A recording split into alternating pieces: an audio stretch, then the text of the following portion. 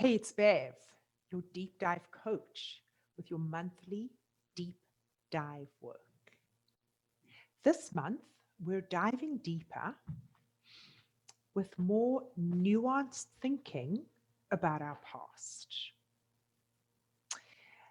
This topic was inspired by a client who wrote into me to ask for some help with some thinking she's having about some actions she took towards somebody who has passed and she's filled with regret.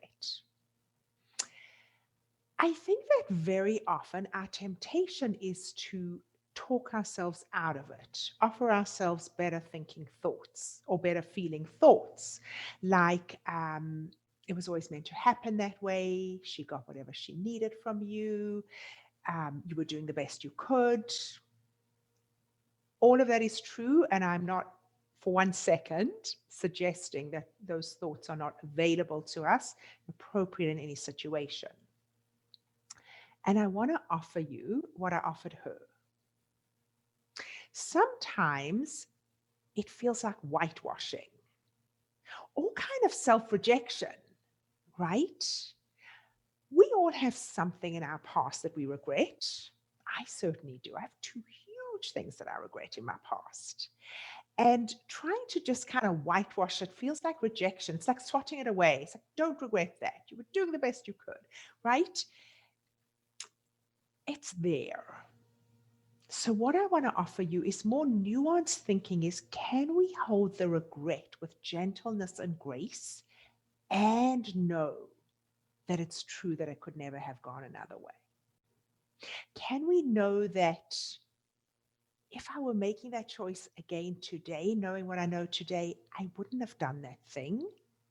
And I know it was the best I could have done at the time. Can I know that that regret, it's always going to live with me? It's always going to be part of me. I'm going to have that kind of wistfulness and be on my own side always, and always know that my intentions were the best, based on what I knew at the time, my resources, best I could have done. Couldn't have done better.